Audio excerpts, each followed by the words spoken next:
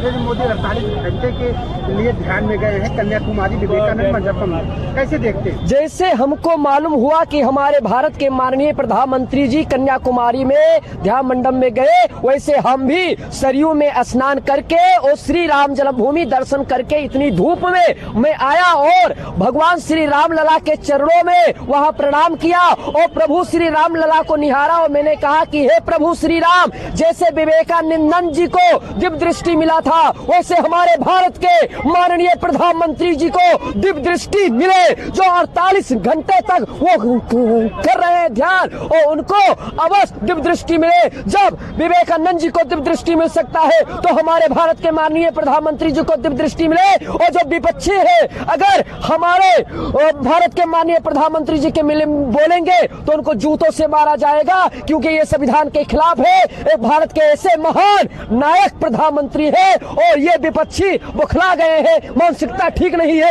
ऐसे विपक्षियों को जूता से मारना चाहिए। ऐसे ही किसी प्रधानमंत्री के खिलाफ ऐसा उठपटांग नहीं बोलना चाहिए कि संविधान के खिलाफ है, ढोंग कर रहे प्रधानमंत्री।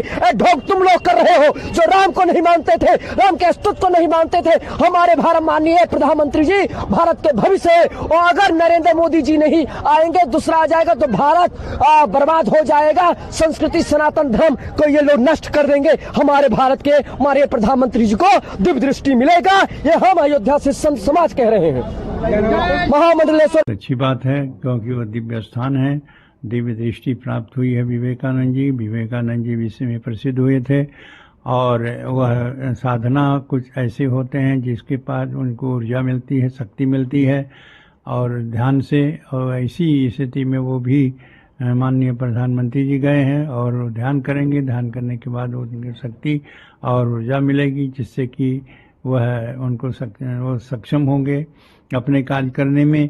इसलिए चुनाव का माहौल है, चुनाव समाप्त होने वाला है, 1 तारीख को समाप्त हो जाएगा। और साथ ही साथ वो जो गए हैं वह अपनी शक्ति के लिए, यह नहीं है कि उसके कारण वहाँ का ये आचार संहिता का उल्लंघन है। ये सब जो लोग कह रहे हैं गलत है। और समय समय पर प्रधानमंत्री जी जो हमारे देश में प्रसिद्ध शक्तियाँ हैं, प्रसिद्ध विद्यालय, प्रसिद्ध मंदिर हैं, उन मंदिरों में जाकर के ध्यान और पूजा पाठ करते आए हैं। तो मैं उनके पूजा पाठ में उनकी जिस भावना से गए हैं उसकी सफलता मिले, और सफलता मिले साथ साथ मैं रामलला की ओर से शुभकामनाएं देता हूं कि उनको शक्ति और सफलता मिले, जिससे कि वो वह शक्ति से वो अपने यह देश का कल्याण करें। और जो अभी चुनाव संपन्न हो रहा है उसकी गणना 4 तारीख को है, उसमें उनको सफलता मिले, ये मेरी शुभकामनाएं हैं।